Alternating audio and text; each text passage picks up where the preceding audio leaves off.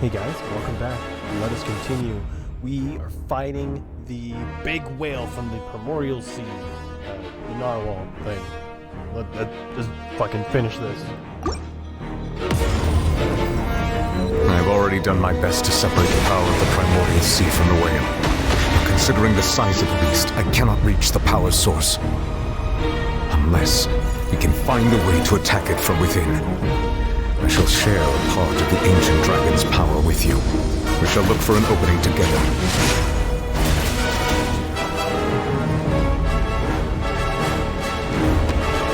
We have to fight it from inside? I can feel its sorrow turning into hostility.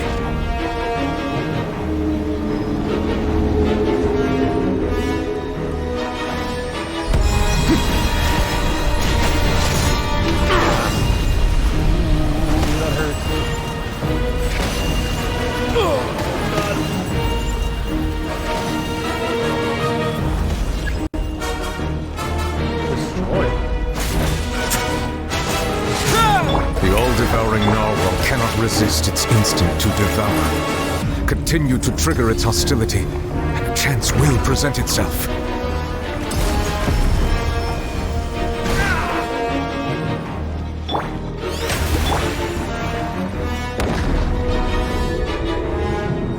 Is this our chance to enter and fight it?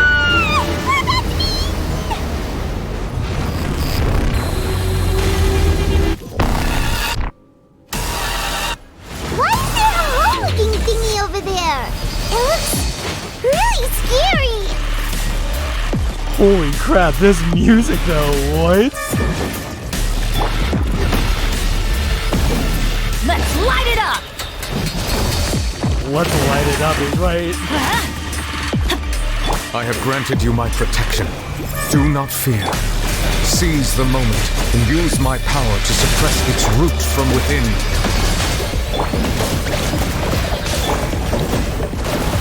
Teamwork is dreamwork! Well now, stay cool. Face your guilt.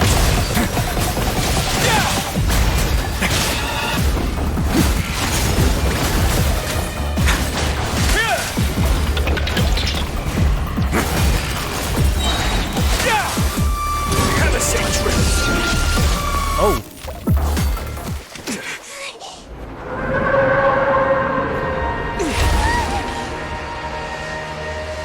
That's it?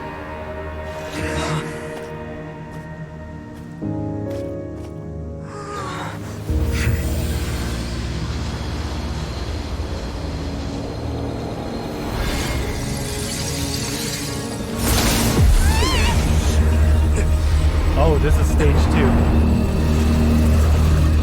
Wait, no?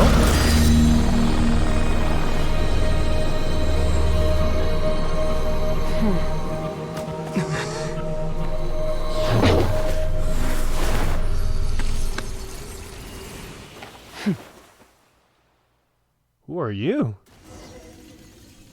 Thanks for helping with the cleanup. It should have been my job, but... oh well. It was just supposed to be a short private training session for me. I didn't think that my disciple and my master's pet would start brawling in the meantime. Well, actually, I had a feeling that it would happen at some point, but they bumped into one another earlier than I thought. What a blunder.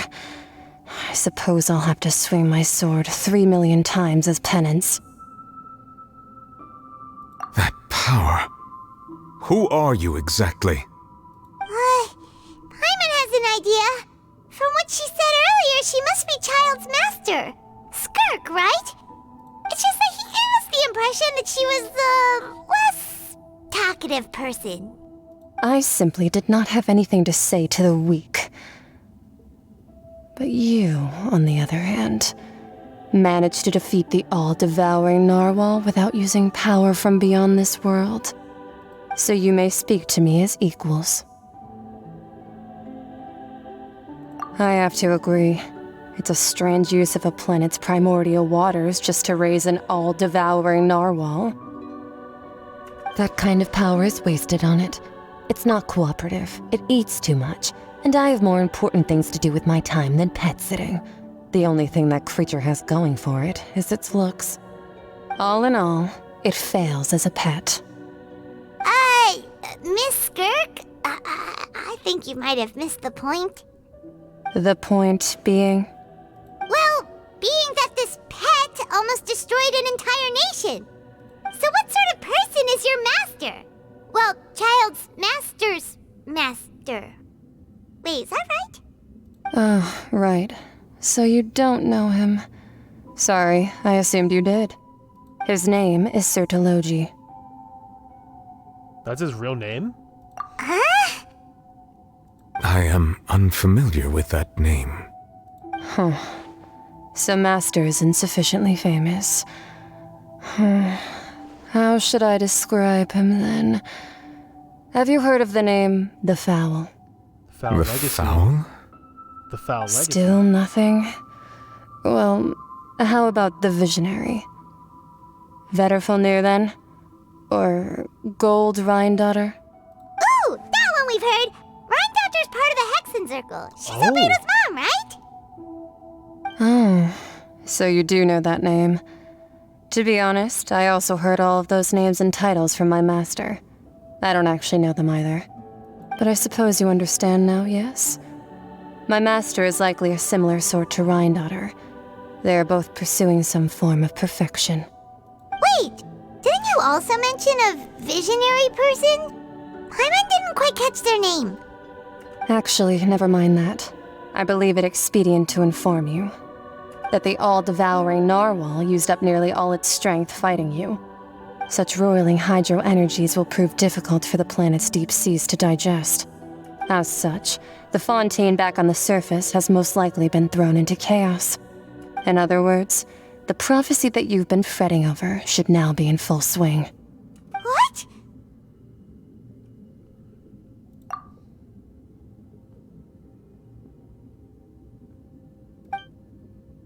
Not to worry. Focalor has already managed to deceive the heavenly principles. In the end, the people will all be dissolved into the waters, and only Farina will remain, weeping on her throne.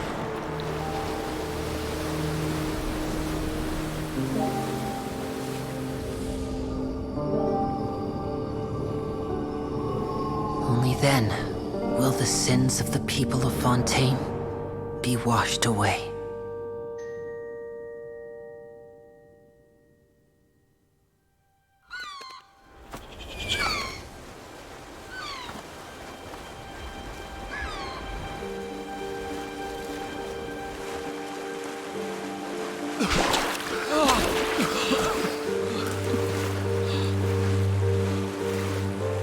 Hey! Help! Over here!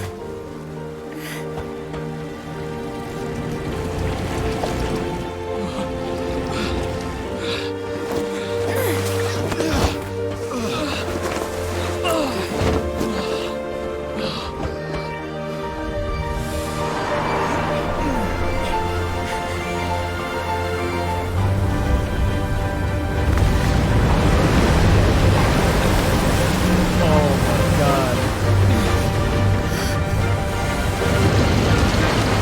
Light sleep, you fucking guy. All hands, initiate emergency rescue!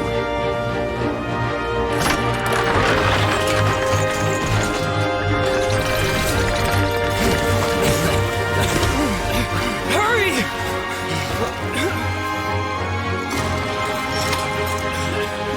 Hey, lend a hand!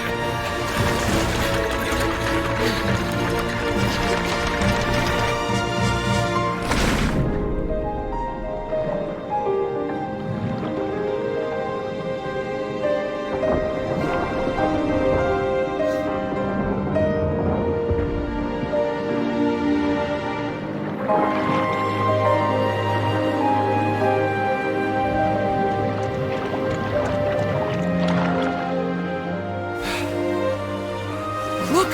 The water's receding!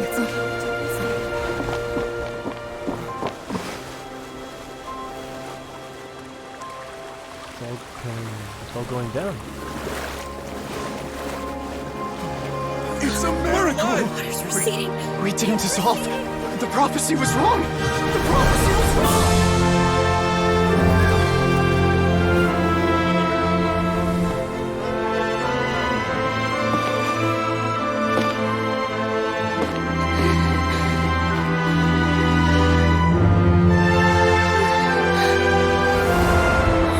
Are you all right? We're safe. The prophecy was wrong.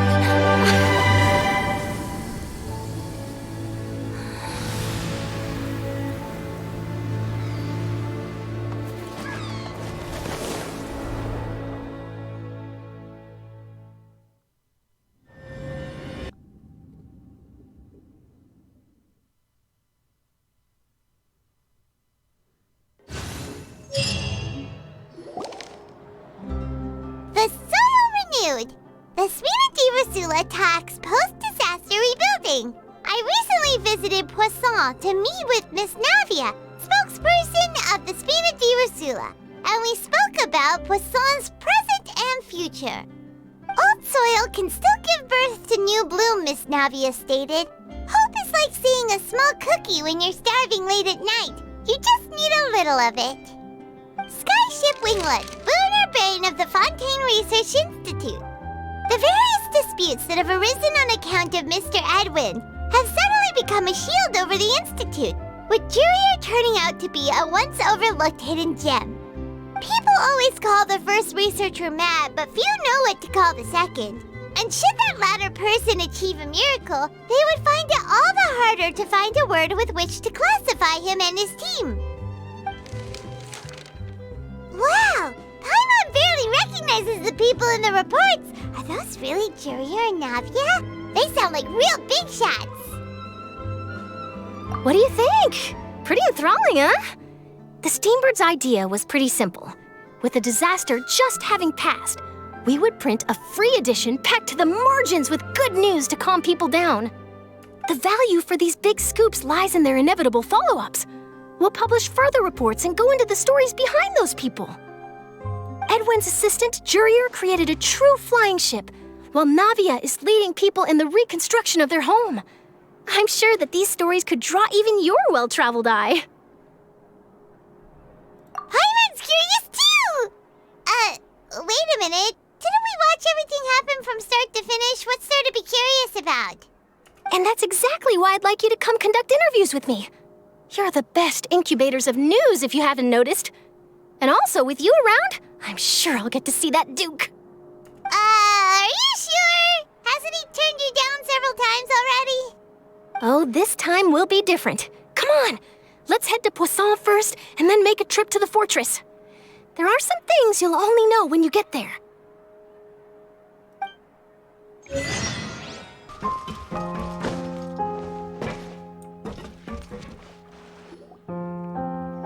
Navia! Oh, it's you. What brings you all here? Hey, we're just having a look around. I'm here to update myself on how things are going here. Oh, the Fatui are here too. Let me introduce you. This is Mr. Garunt Snezhevich. He represented the Knave in sending us a large amount of supplies, and is helping with our work. Our residents are hard at work as well. Thanks to everyone, work is progressing nicely. We've lost a lot of people, but we're moving forward. That will have to be enough. Hello, Miss Charlotte. I'm a big fan of yours. I especially like that article you wrote last year about Fontaine's stray cats. But if you don't mind, could you not emphasize our role too much in your report? It's not charity we're doing here. We just happen to share the same interests as the Spina. I get where you're coming from. I'll keep it as simple as possible. Or would you be willing to feature as friendly neighbors? That would be fine. Thanks. Oh, you're back too. How are things? We finished laying down the construction materials. It'll be another hour before the workers are able to go over there. Huh? You're here too, Clarant?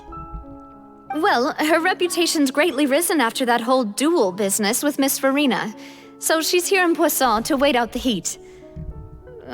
All right. She really came here to help me out.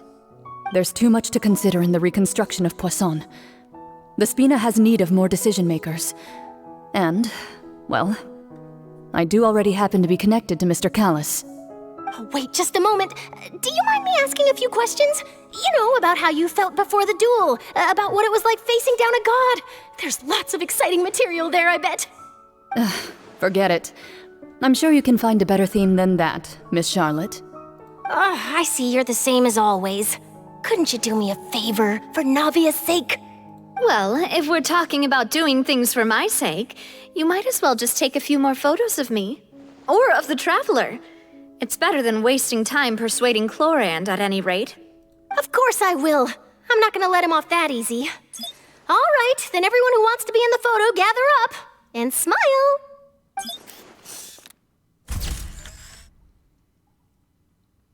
How did it go? Was it a good shot? Did Paimon look cute in it? Not bad. Your addition really helped the composition of the picture. All right, hang on a moment. Let me snap a few more shots.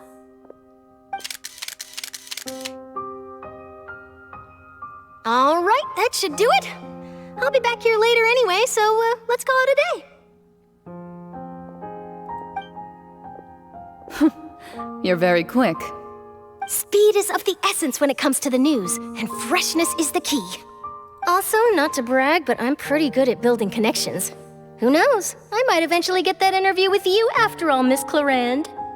Wow, you really do have that never say die spirit. I'm impressed.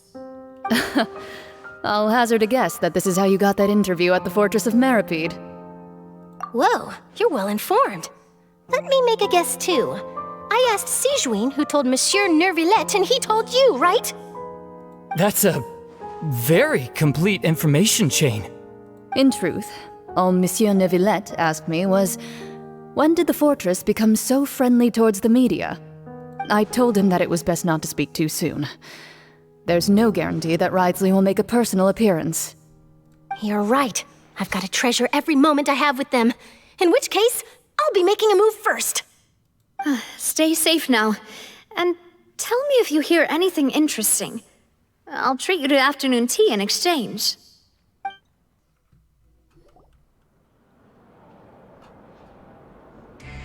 Wow, guess we're here again, huh?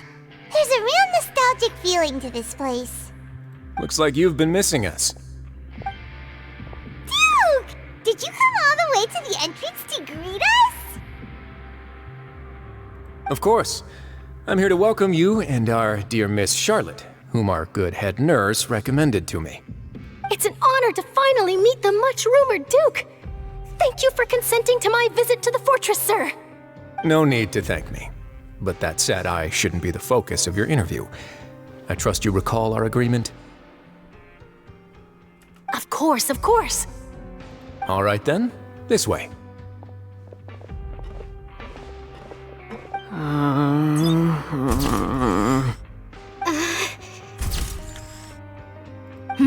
Hey, no need to be so nervous. I've already taken all the photos we need. Miss Charlotte, do these pictures really need to be published on the cover of the Steambird? It would seem that Miss Lorvine doesn't want her face to appear beside that of Mr. Jurier, Sir, please don't say things like that. But it looks like dear Mr. Jurier denies it. Might this interview be very important to you then?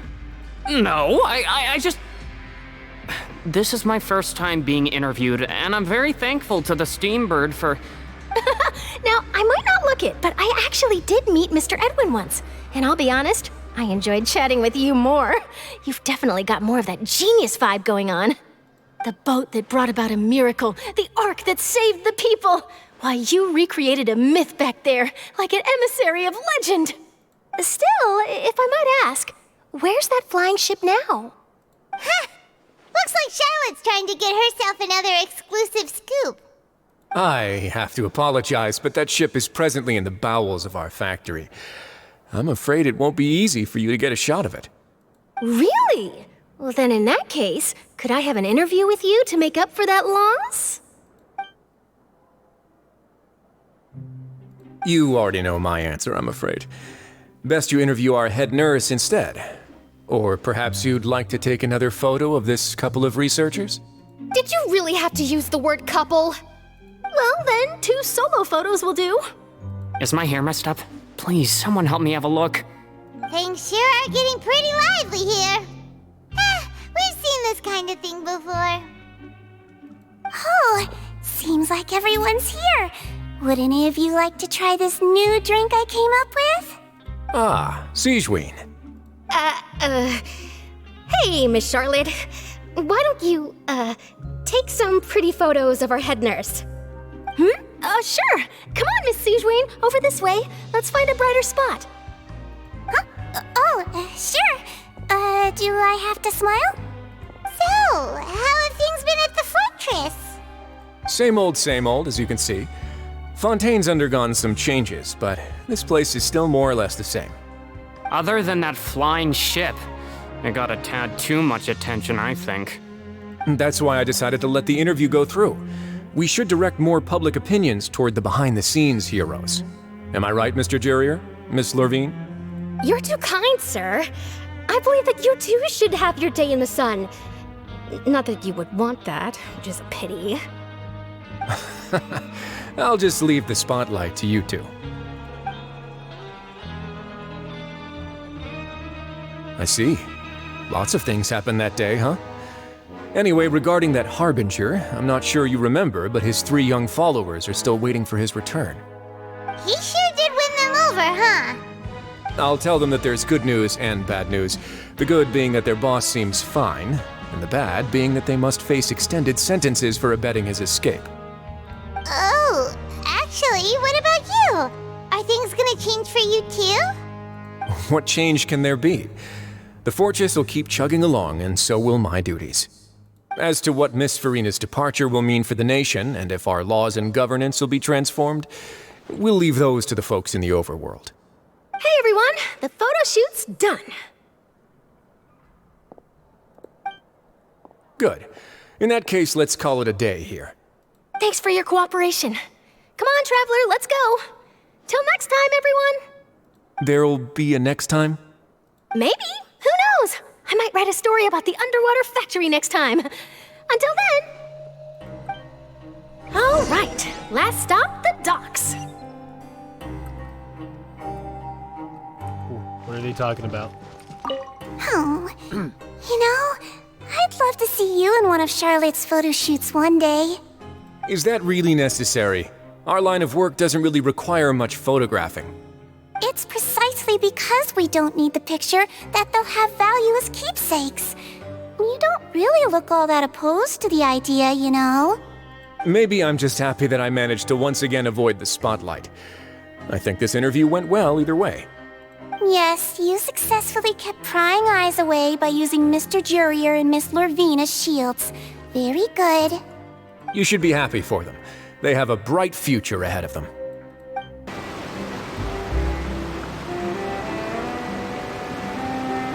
Why are they here? I didn't see them! They really are here! How did you know? Navia mentioned that she stayed in touch with Linny and the others after working together. Apparently, they've been at the docks distributing these strange pockets the whole time since. Traveler, Paimon. Ah, and Miss Charlotte, too. Would you like a magic pocket? What sort of gadget is it? It's a wondrous bag that can be used to carry many things. The water level has returned to normal, but if you see any of your things floating around, you can use this to carry them. Or you could trick a friend into doing it for you. Trick a friend? I wonder which of my friends would fall for that.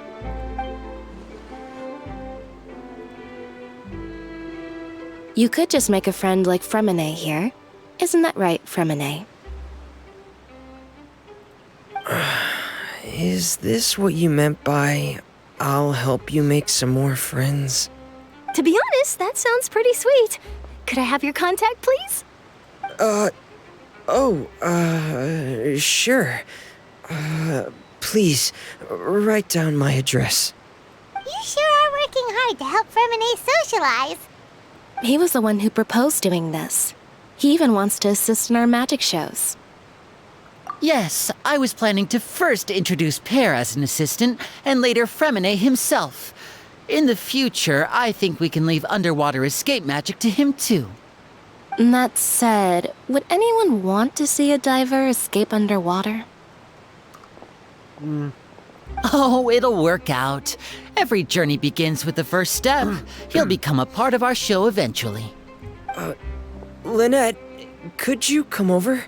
Miss Charlotte says she wants to take a picture of us. Got it. My, that Charlotte is rather perceptive. She got rid of everyone the moment she realized I had something to say to you. So, how have things been, Traveler?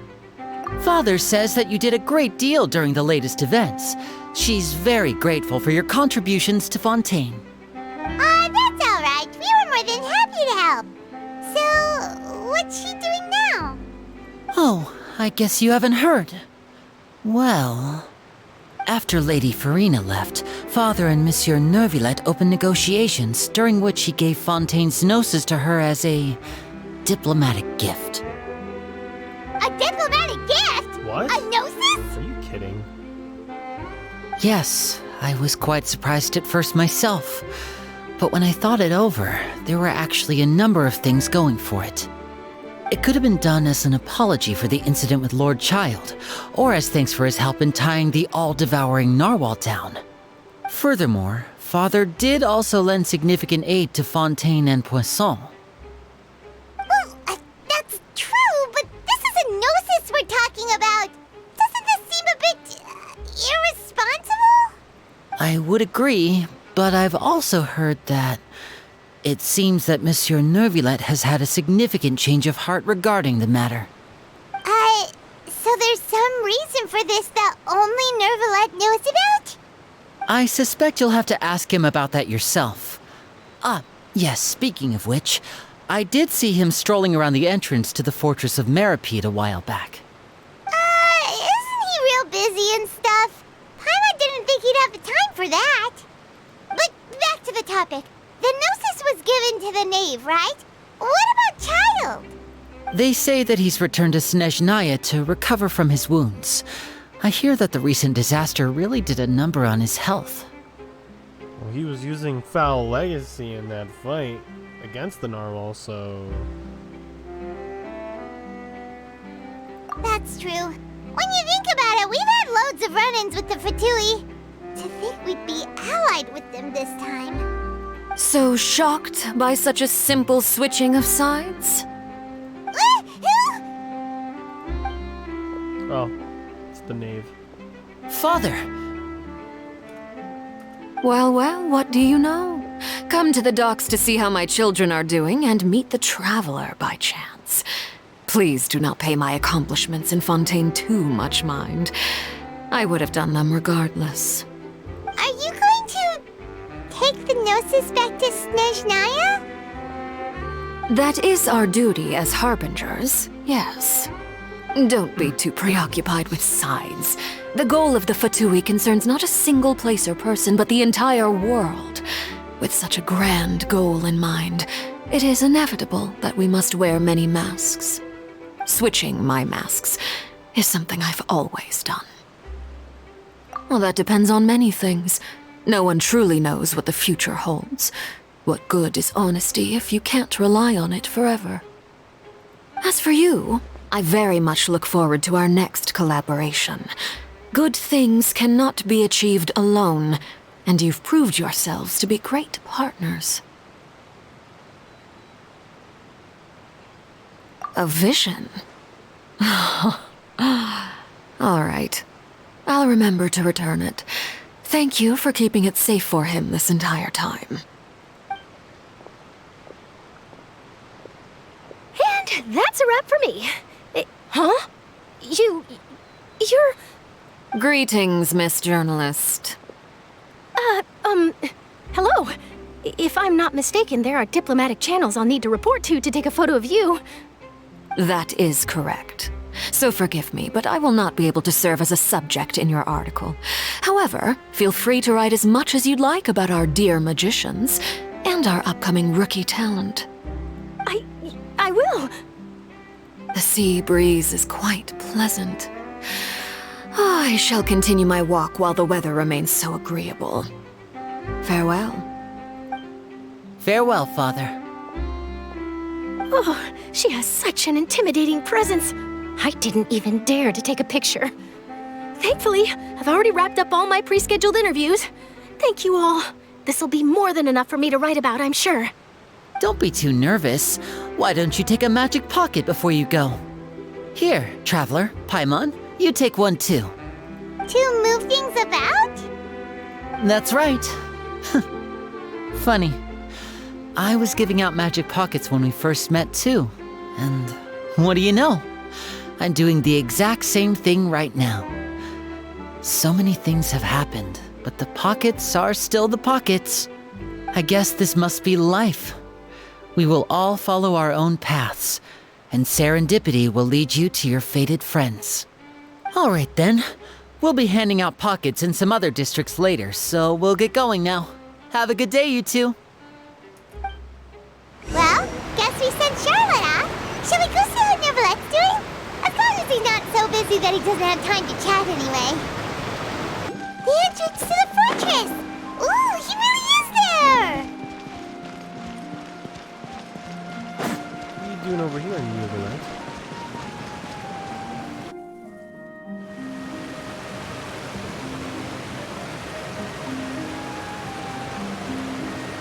So, you really are here, Neverlette! Paimon didn't think you were going to have free time this hour of the day. Really? Oh, I suppose you must have met Mr. Linney. He took the time to greet me earlier when he passed this way. In any case, you came at a good time. I was just considering reaching out to you to set up a meeting, so I may explain some things that I haven't had the time to before. Aw, Paimon's glad that you remembered. Thank you for keeping us on your mind, what with you being busy and all. Alright, let's have it then. How was Fontaine actually saved? The whole business is still quite the mystery to us. It is strange how words can often leave a bitter taste in the mouth when it finally comes time to say them out loud.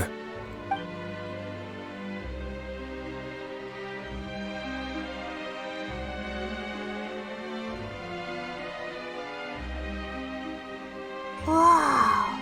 So that's what happened? Focalor destroyed the divine throne of the Hydro Archon and restored your power to you, transforming you into a fully-fledged elemental dragon sovereign! But Paimon still doesn't quite get what you did to save the Fontanians from dissolving. For me, the authority of the ancient dragons refers to absolute control over the hydro element. Fontanians were incomplete humans born of Egeria's use of the power of the primordial sea, with constitutions similar to that of mimics.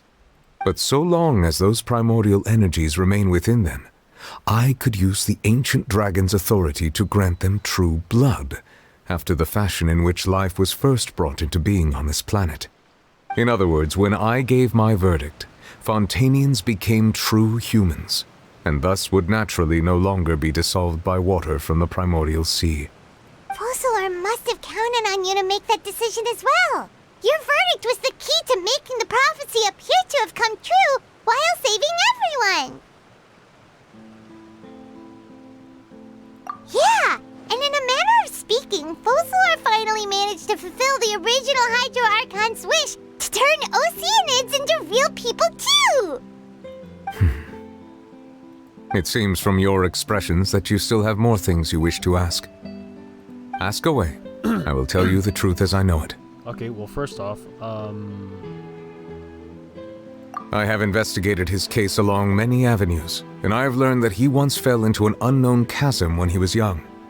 There, by chance, he awakened the all-devouring narwhal. But whether it be by sentiment or reason, that should not have been enough to consider him the root cause of the disaster. At most, he would have had tangential liability. As for the judgment passed by the oratrice during the trial, whether it was due to that liability by association, or Focalor deliberately using him to buy time for us on the assumption that he would be able to hold the creature off, I cannot say. Guess Focalor had Fontanians in mind the whole time. In the end, it was thanks to her that they finally became real humans. Hang on a second. Paimon Paimon suddenly got another question. Back when Fontanians hadn't yet become real humans, were the children they had also transformed Oceanids? Life has always flowed like water. Do you recall how Fontanians would often come to the Fountain of Lucine to pray for children? Yeah, Lynette said the fountain is where all the waters in Fontaine converge. In truth, even those couples did not know that such prayers were no mere custom, but instead a form of ritual. Those Oceanids who were blessed within the spring water would later descend as new humans in the coming months. Paimon sorta gets it now. Either way, seems like this ritual won't be of any further use, but it'll probably live on as a local custom. Ask away. I will tell you the truth as I know it. Yeah, what's the future? Yeah, about that. Risley said Farina has already left. What's that all about? Ah, Lady Farina. The people are only aware that her death sentence has not been carried out. She abdicated the post of Hydro Archon and left affairs related to that title to me, before leaving the Opera House. I related Focalor's words to her faithfully and completely. After hearing them, she seemed neither saddened nor comforted. She simply said that she was tired and needed to rest. Having said that, she then packed her things and moved out of the Opera House, not unlike how an ordinary person might. But she's still got a place to stay, right? You need not worry. I will make arrangements to ensure that she will not want for food, clothing, board, or travel. In truth, I am somewhat happy for her. The wear and tear on her spirit will, of course, take time to heal. But now that she no longer has to play the role of Focalor the Hydro Archon, she can finally lay down her burdens and lead a normal life. What about you then? What are your plans now that you've regained your full powers as the Hydro Dragon? After Focalor passed on, the Oratrice also ceased to function. This matter will directly affect our trials. After much careful consideration, I've decided to take over its role in our courts. From now on, I shall hear cases and pass verdicts by myself. Looks like you're still considering stuff from the perspective of the Udex, huh? As an elemental dragon, there are indeed many things that I must do. But this power and this duty, in a manner of speaking, you could say that both were granted to me. As such, before I attend to my other responsibilities, I must first and foremost continue to serve Fontaine as its highest judge. The duty of the Hydro Sovereign and the duty of the Udex shall coexist within my person. Additionally, the Hydro Archon's departure has brought about another problem, which is that the Opera House shall no longer produce indemnitium. That's true. That power was derived from the people's faith in the Hydro Archon, wasn't it? Wait, but the various mechs and machines in the city are all still okay. Where are they getting their energy from? As I am now, I have full command over New Musia, and it can serve as a complete substitute. Another reason why I cannot quite leave Fontaine immediately. Wow. This ancient dragon's authority stuff is really quite useful, huh? Ask away. I will tell you the truth as I know it. Now the Gnosis, here we go. Oh, that's right! They say you've given it to the knave as a diplomatic gift or something! Leaving aside their intentionality, the two Fatui Harbingers have indeed done much for us during this crisis. Their sole remaining goal in Fontaine, at least at this point, would seem to be the Gnosis. The Oratrice has ceased to function. The Hydro Archon's divine throne is now no more, and I do not need the Gnosis's power. As such, it has lost all meaning for Fontaine. If the Fatui have impure designs, then we might as well accede to their request now, and avoid unnecessary conflict. What complicated considerations! Paimon thought you were just giving it to them out of gratitude to the knave and as an apology to Child. Ask away. I will tell you the truth as I know it. You will soon be heading to Natlan, I presume? I'm afraid that I have little talent as a travel guide, so all I can do is tell you what I know about that land. As far as I'm aware, Natlan can be said to be a nation of dragons. A nation of dragons? You mean like you? No, I suspect that I would not find myself welcome there. Unlike ancient dragons such as myself, the dragons of Natlan have undergone long years of development and evolution. Large numbers of them have entered a form of coexistence with humanity. Natlan is also the nation of war. War ravages those lands like an undying flame. There is one other piece of information I got incidentally from my negotiations with the Knave that I believe may be useful to you. The Harbinger known as the Captain has thrown his hat into the endless ring of war. The Captain. Sounds like a real tough customer. Seriously, everywhere you look, there's a Fatui Harbinger doing their thing. I suggest that you fully prepare yourself before going to Natlan. In the meantime, Fontaine's doors will always be open to you. Ask away. I will tell you the truth as I know it. Well, that's it. Hang on a sec. Paimon's still got a question about the Gnosis. When we spoke to Linny earlier, he mentioned that your attitude towards giving away the Gnosis had clearly changed. We guessed that there might be some reason for it that only you were aware of. No wonder the House of the Hearth is the Fatui's intelligence division. They are certainly sharp. So regarding this specific issue, I was just getting ready to share something with you. What is it? In truth, I exchanged some further words with that lady named Skirk after sending you two back to the surface. It went something like this.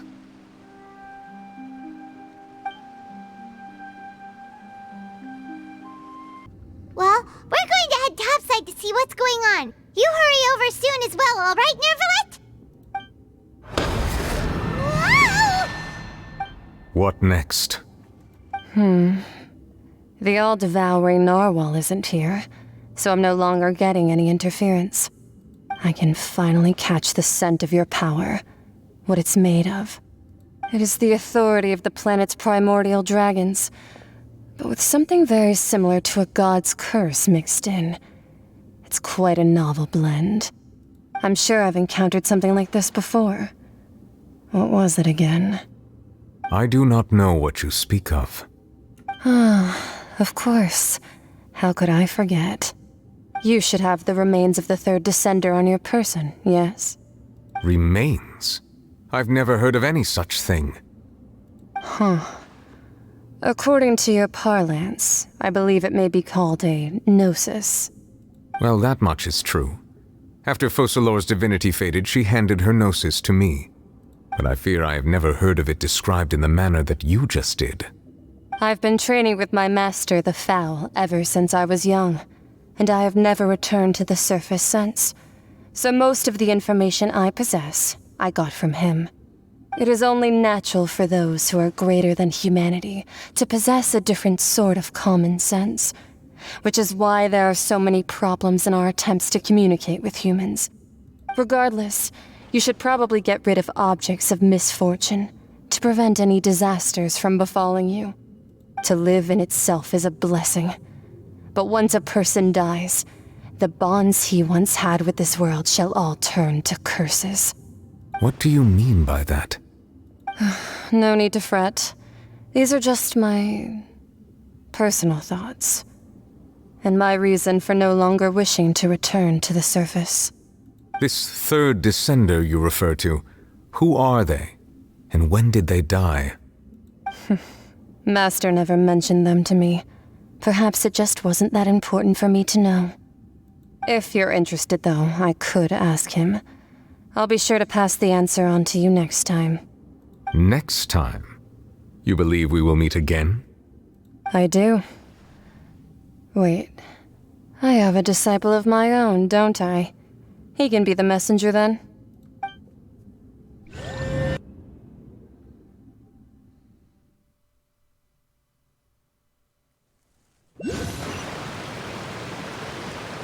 That's what she told me. Whether it would prove useful or not, I wanted to pass that information on to you. The remains of the third descender? So that's what the Gnosis actually are. Paimon just thought they looked like chess pieces. How could they be a person's remains? All the same, assuming that there was no misunderstanding or special metaphor at play, that is what she meant to say. And she said that it would bring misfortune and that you should check it, which is why you gave it to the Fatui. If she speaks the truth, then I would simply be putting Fontaine at unnecessary risk by keeping it here.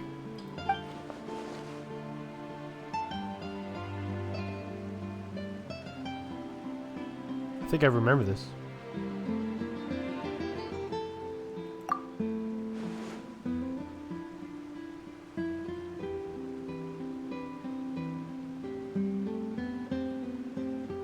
I had guessed that you might already be familiar with this concept, but I did not expect you to be one of them. That means that the Gnosis, which are exceedingly element-compatible and can even enhance elemental abilities, do indeed come from the third descender. I wonder, does your body also possess similar properties? Like being able to use elemental powers without a vision! That does sort of count as special compatibility, right? No, let's not think about this stuff right now. It just feels creepy. Comparing the Traveler to the dead third descender and all. That's what you say, but this topic still feels like bad luck. Once Child recovers, let's get some more answers out of him. Or go look for his master and get the answers that way. I too believe it unwise to make too many blind guesses when information is lacking. The same is true of being at court. All right. Whatever the case, it seems like the crisis here in Fontaine's over for now. Yes. All of Focalor's efforts were for this moment as well. But she sacrificed herself in the end as a god, and she suffered through all those years as a human. Was that really what she wanted? I suppose that would be the mystery of a god's will. I suspect not. But once in a while I too would guess that if wishes were like the clouds in the sky, they will one day return to the earth as raindrops. Life flows like water, and rain is the final answer. The water levels may sometimes tilt one way or another, but the rain falls fairly upon all. And what ultimately is the difference between the rains that fall upon all of us?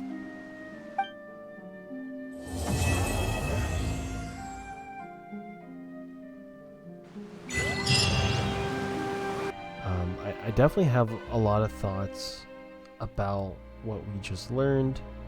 Skirk saying that like this we're like pieces of the third descender, and it's starting to slowly come back to me about like where the Traveler being a descender.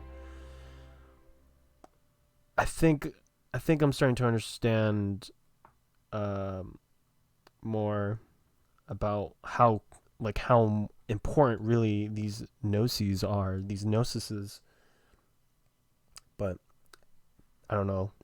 My thought is, I think maybe at the end of like the whole story here, we'll be able to get our powers back, like that we had like from the very beginning. But that's just a theory. Anyways, you guys have a good one. Bye-bye.